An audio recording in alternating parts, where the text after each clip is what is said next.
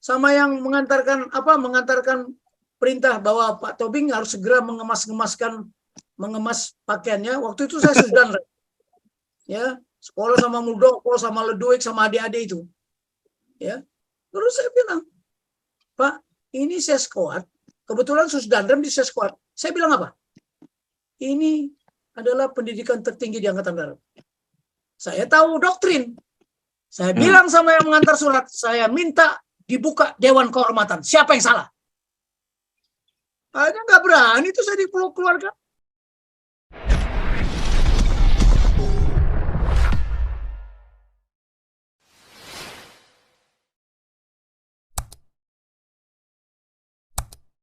Akan tanya berikutnya. Saya Pak. Pasien saya. Silakan Pak Teddy. Oke Pak Teddy. Ya Pak, jujur aja saya dari tadi ikuti ceramah daripada Pak Tobing berbicara tentang paradigma dan terminologi. Oke. Saya ini orang pemahaman dalam konteks saya coba memahami definisi paradigma dan apa tadi yang satu itu, tapi saya sudah memahami Pak. Ini memang ini terjadi misunderstanding lah atau miscommunication, atau Bapak di sana saya di sini kita. Artinya saya sedikitnya tidak memahami ya apa yang diajarkan di sekolah atau diajarkan Bapak di pendidikan dulu. Ya itu yang harus diberikan pencerahan bagi kami yang tidak tahu. Nah inilah salah satu pemahaman sehingga Pak Tobing sambil marah berbicara tentang terminologi, kok enggak tahu, iya kan? Itu juga pejabat tidak tahu, ya.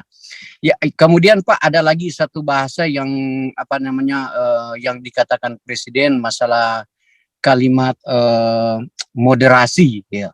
Itu pun kadang-kadang itu cuma bahasa politik, tapi pemahaman moderasi jangan terjebak. Kadang-kadang cuman orang bilang cuma retorika orasi belaka, tetapi dalam realisasi tidak ada. Itu kan yang kita inginkan, adakan suatu pernyataan dan harus direalisasikan, dan muncullah kalimat moderasi. Nah, ini saya nggak masuk pokok ke substansi itu Pak. Saya masuk ke kiranya ini Bakin ada mendengar atau Pak Jenderal Margono anak buahnya mendengar. Saya Pak kalau sebagai seorang negarawan sejati, saya akan begini, umpamanya Pak Margono ini menjadi seorang pangap atau menjadi seorang apa di negara kesatuan di bidang TNI, ini adalah pesanan-pesanan partai politik. Itu Pak realitas lah. Pak Tobing jangan menyangkal itu. Itu Pak, itu dari dulu. Dari orang-orang partai ini, dari orang-orang sipil ini bikin pesanan, si A ini yang jadi ini, si B ini yang jadi itu. Itu biasa terjadi di negara kesatuan Republik Indonesia. Tetapi kalau saya menjadi seorang perwira sejati, TNI sejati, saya akan katakan bahasa seperti ini ya. Umpamanya saya menjadi seorang pangap. Saya dihidupkan di negara kesatuan Republik Indonesia didasarkan Pancasila dan Undang-Undang Dasar Negara Republik Indonesia, dan terdiri dari beberapa suku bangsa dan beberapa agama yang ada. Saya dalam darah saya nggak mau pandang Islam, Kristen, partai mana. Jikalau ada indikasi untuk mengkonflikkan negara, untuk memisahkan dari negara, saya hantam. Saya tidak pandang bulu. Dia mau menteri, mau siapa, saya tidak akan pandang bulu. Inilah ungkapan sejati yang saya mau tunggu dari seorang perwira asli seperti Bapak Tobing. Pasti Pak Tobing kalau jadi pemimpin ya akan mengatakan seperti itu. Ada indikasi ingin memecah belah negara kesatuan Republik Indonesia, saya tidak akan tolerir dalam bentuk apapun. Yang penting dalam satu kerangka negara kesatuan Republik Indonesia berdasarkan Pancasila. Coba saya mau dengar. Adakah berani TNI berbicara seperti itu? Polri berbicara seperti itu? Karena mereka tidak mampu bicara seperti itu karena mereka pesanan untuk duduk sebagai kepala.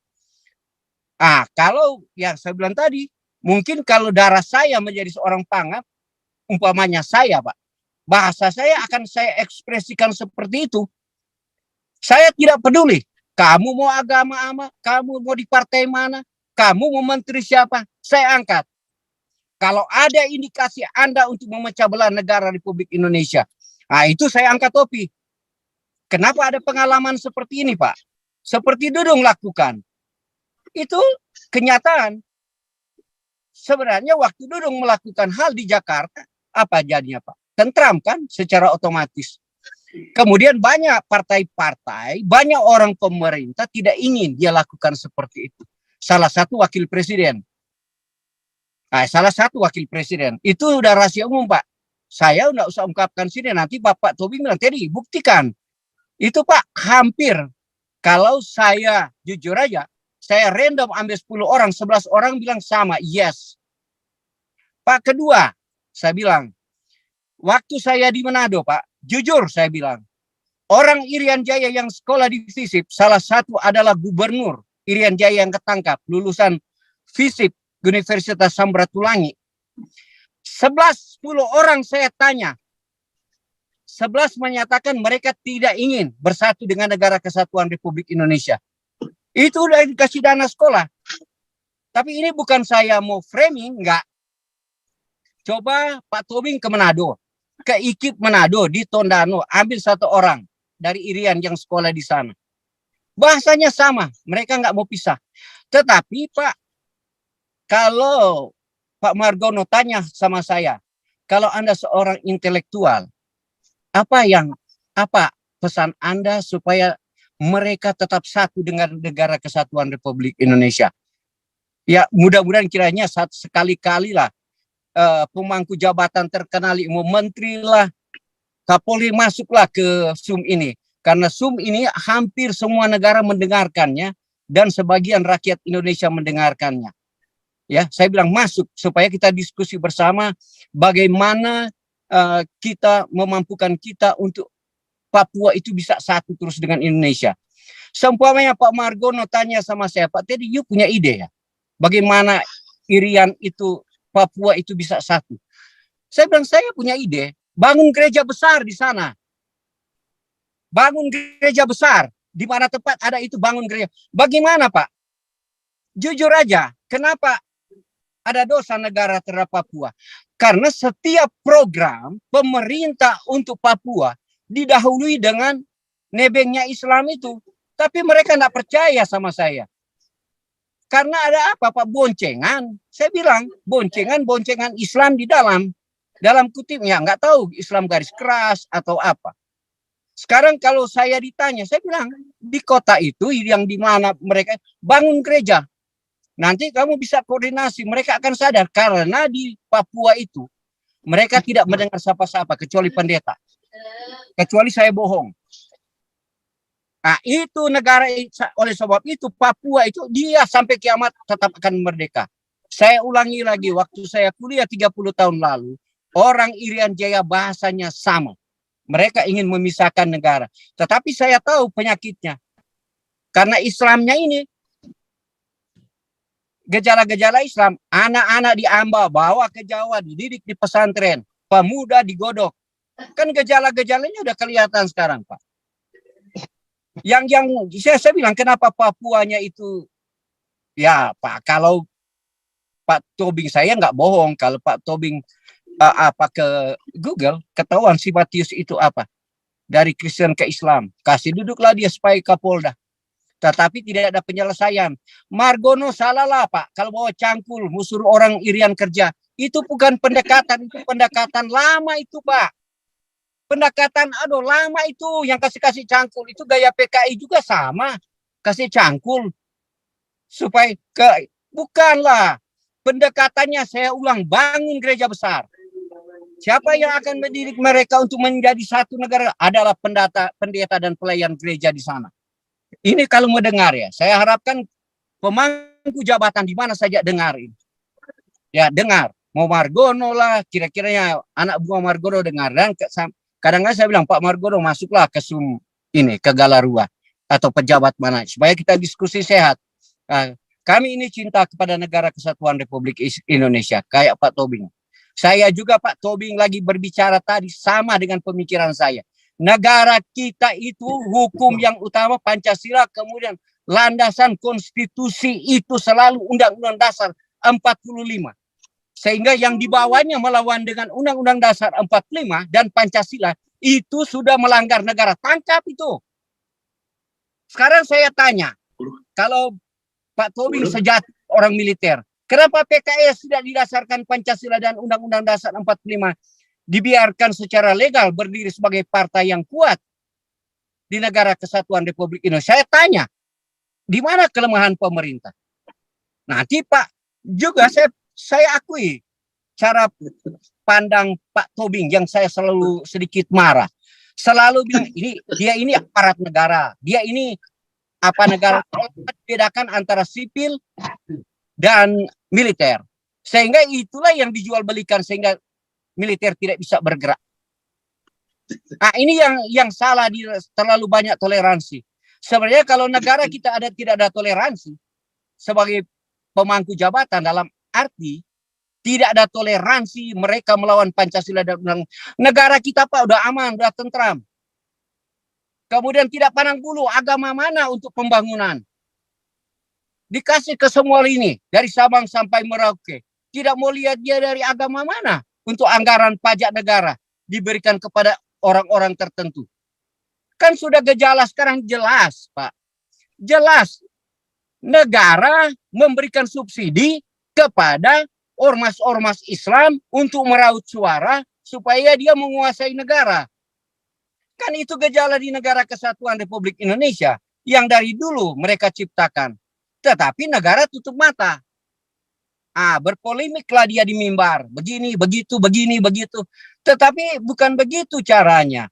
Kalau dia jujur, saya bilang tadi, ya mungkin Pak Tobing saya sedikit melebar. Kemarin Ibu Sri Mulyani, setelah ditanya pajak kita berapa? 2.500 triliun lebih. Ya kalau pajak itu disalurkan kemana Bu? Dia bilang ke jalan, bendungan.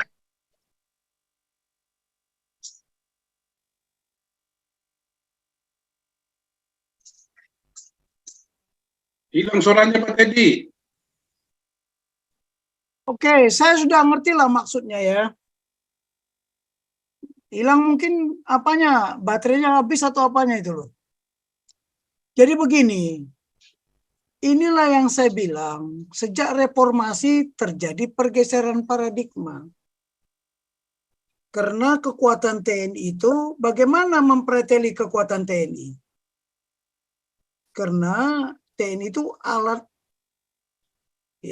politik negara dulu. Ya, kekuatan TNI harus dipreteli karena kekuatan negara ini, kekuatan negara ada di sana. Kenapa Amerika nggak berani perang terbuka sama Cina?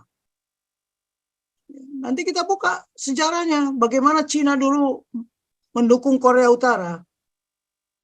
Ya, nggak bisa itu direbut Korea Utara sama Amerika. Ya. Cuman dia bisa sampai ke garis batas antara Korea Utara sama Korea Selatan. Makanya ada Korea Selatan. Kalau Amerika mampu dulu, mungkin Korea itu nggak terbagi dua. Itu contoh. Saya kasih tahu. Nah sekarang kita berpikirnya begini lah. Sejak diadakan perubahan paradigma. Paradigma itu apa? Kan saya udah katakan, kelandasan pemikiran di mana kita hidup, di mana kita berkehidupan, berkebangsaan dan bernegara, itulah paradigma. Seperti apa? Ikan dengan air. Bisa ikan hidup di darat. Kalau ditanya, hai sang ikan, Anda mau hidup di darat? Boleh, tapi mati. Itulah paradigma. Sama dengan konstitusi dan Pancasila ini. Begitu itu diapakan, bubar negara ini. Mati. Makanya sudah berkali-kali saya bilang, NKRI harga mati, kok masih dipakai terus. Mati. Gara-gara apa? Paradigmanya. Nah, berubah sekali. Di mana TNI dipreteli? Di undang-undang. Baca ya, hati-hati terminologi. Undang-Undang Tentara Nasional Indonesia. Artinya apa? Undang-undang institusi kan? Tapi dulu namanya apa? Undang-Undang Keprajuritan. Kenapa Undang-Undang Pertahanan? Kenapa bukan Undang-Undang Kementerian Pertahanan?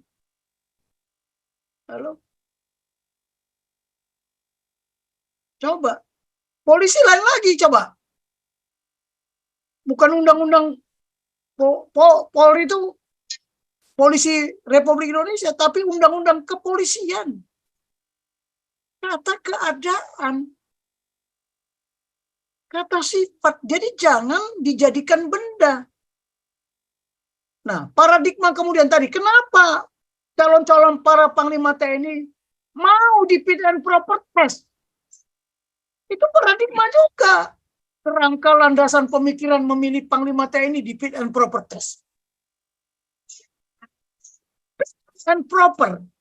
Itu semua perwira ada datanya sejak dia masuk sampai dia lulus. Ada datanya. Ya boleh saja kalau Pak Teddy bilang, wah ini memang sudah di framing. Ya betul. Di framing apa? Pilihan proper test. Dulu saya yang paling ribut itu masalah undang-undang TNI. Apa ini undang-undang TNI? Tanya itu Pak Salim Said sama Theo Sambuaga. Mereka juga termasuk terlibat di situ. Tetapi dia menyalahkan jenderal-jenderal TNI. Loh, senior Anda aja setuju kok, katanya. Ya, karena waktu itu kita kena stroke semuanya. Gara-gara reformasi. Inilah hebatnya politik kan. Saya sudah katakan paradigma itu salah. Mereka menerjemahkan apa yang dikatakan Clausewitz.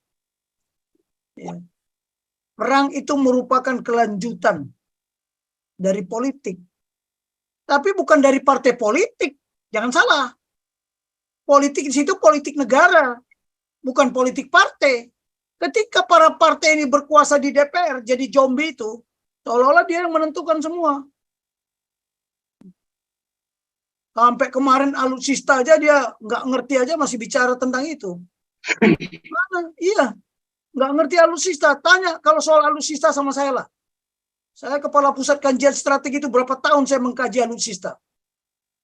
Bahkan saya gara-gara itu dimarahin kan. Alutsista ini jelek Pak. Nice to have. But it's not necessarily. Ibarat kalau kita punya Mercy, nggak bisa kita pakai di gunung. Saya sampai begitu. Waduh, saya dimaki-maki ya. Biarlah. Memang pangkat saya bintang 1 kan. Yang maki-maki bintang 4. Memang saya digaji untuk dimaki kan. Untuk dimarahi. Jadi masalah fit and proper test inilah yang menjadi itu jadi ragu-ragu. Saya kasih tahu ya, ini banyak sekali ya Pinaka Baladika, nilai-nilai perjuangan 45. Nilai-nilai semangat 45 itu udah luntur, bahkan sudah tergores, tergerus. Ya, contoh, Kepala Staf Angkatan Perang Pak TB Simatupang dulu. Berani dia menyampaikan kepada Presiden, mohon maaf Bapak Presiden. Baca aja di riwayatnya itu. Ya, saya sampai mempelajari kenapa dia berhenti, mengundurkan diri kan. Itu gentleman. Sekarang kan saya bilang, berbahayanya kalau tidak karakter. Identitas TNI itu jelas. Ya, prajurit rakyat. Berjuang untuk rakyat. Ya. Prajurit patriot, prajurit profesional. Itu identitas TNI. TNI adalah satu-satunya yang punya karakter tidak boleh diperjualbelikan. Tapi ini udah nggak ada, udah hilang. Gimana? Saya dulu kebetulan ayah saya angkatan 45 ya. Masih merasakan saya bagaimana jiwa korpsnya mereka itu. Angkatan 45. Tidak saling bergelut. Kalau kita ini renang kata, tahu nggak renang kata? Nah, kalau memang saya nggak mampu jadi panglima, jangan jadi panglima. Itu gentleman. Nah, tetapi gara-gara paradigma fit and proper test, saya mau tanya, panglima Singapura di fit and proper test nggak di depan anggota DPR? Panglima Thailand di fit and proper test nggak? Nggak ada. Indonesia aja sejak reformasi, sejak zaman dulu juga nggak ada. Pak Harto menentukan panglima siapapun. Ini di fit and proper test. Tapi ya fit and proper test itu kan hanya pre-memori. Pre-memori kan? Kalau calon tunggal kayak, kok calon tunggal lagi. Jadi fit itu dicek apakah jasmaninya itu sehat. Ya, proper itu apakah dia punya kompetensi?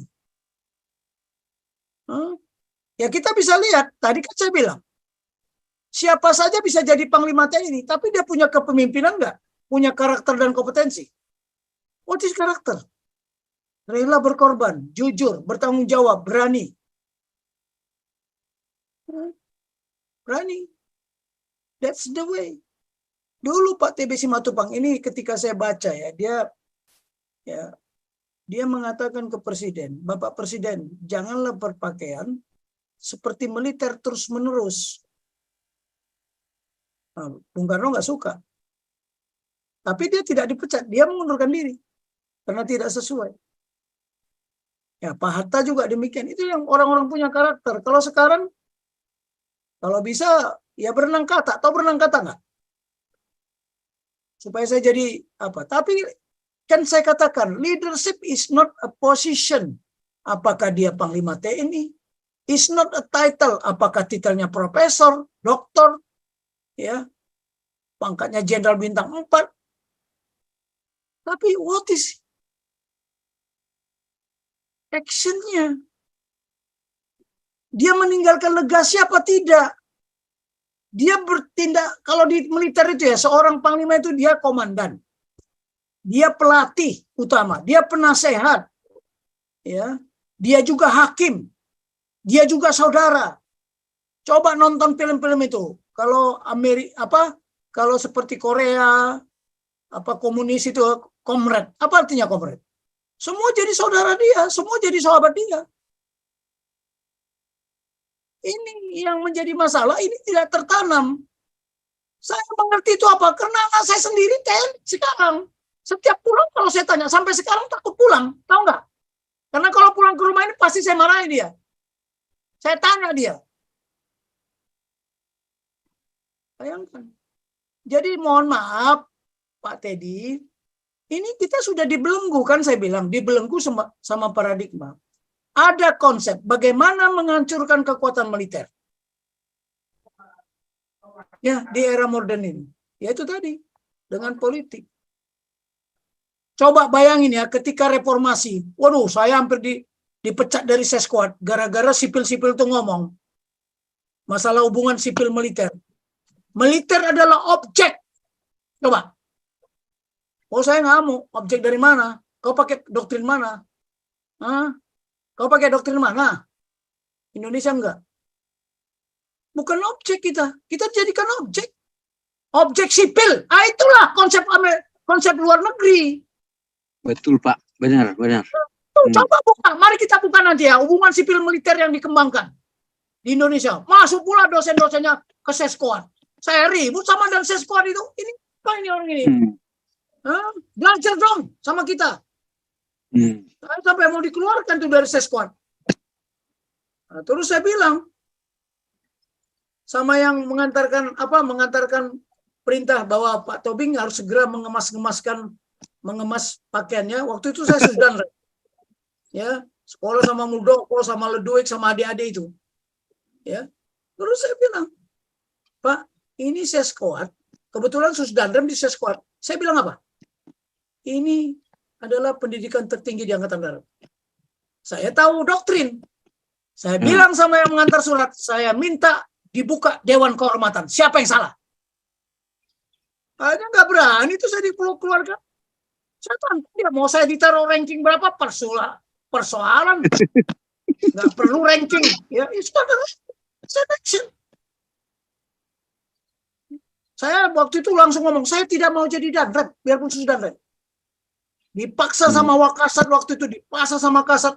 Kamu kenapa nggak mau jadi Danrem? Nggak jadi jenderal. Kalau kau nggak jadi Danrem. Saya bilang tidak, Pak. Saya ada tugas yang lebih berat. Amin. Nah itu, tanya itu. Yang masih hidup tanya. Sampai dibilang, kamu nggak mau jadi Danrem karena Danremnya Danrem kering ya? Apa pula Danrem kering, Danrem basah? Udah Bing, kamu Danrem Pekanbaru nggak? Atau di Sorong? Enggak lah. Udah bukan waktunya saya lagi. Waktunya junior-junior saya jadi Danrem. Sampai saya ngomong gitu, peduli amat. Makanya saya terhambat. Coba suruh ngomong itu. Yang mengaku jenderal ini ada lagi nih. Ini ada masalah juga ini. Para purnawirawan katanya mendukung Anies. Coba. Besok kita buka lah. Ini kan berkelanjutan. Ini paradigma dari mana? Nggak tahu. Ya, ini kasus apa pelumpang ini jadi ramai kan ini? Ya. Makan korban kan? Makan korban kan? Dulu saya waktu Danrem, itu pelumpang Pertamina itu, satuan saya itu menjaga itu loh, satu peleton. Di sana tidur, biar tahu aja, karena saya paling dekat. Komander resimen waktu itu di Priok. Karena ancaman bisa saja dari teroris, bisa dari apa. Ini nggak tahu ini kebakaran meledak ini gara-gara apa, nggak tahu juga saya. Saya belum membaca ya, cuman tadi ada sekedar saya lihat di TV atau di WA. Coba kita bahas besok. Jadi mohon maaf ya, memang sudah di-framing, sudah dibingkai. Supaya TNI itu tidak bisa bermanuver. Ya. Tidak bisa bermanuver, tapi salah pemahaman. Ingat ya, kita itu sebagai pemimpin harus memiliki apa? Best knowledge. Best knowledge aja nggak cukup. Tapi harus best understanding. Paham. Jangan gagal paham. Ini pahamnya sudah gagal, makin gagal paham lagi. Makin kacau kita. Kenapa? Harus best knowledge, best understanding. Karena nanti harus apa? Best decision making. Karena hidup ini adalah keputusan. Apapun yang terjadi di negara ini, apakah keputusan saya sudah berdasarkan amanat pembukaan konstitusi?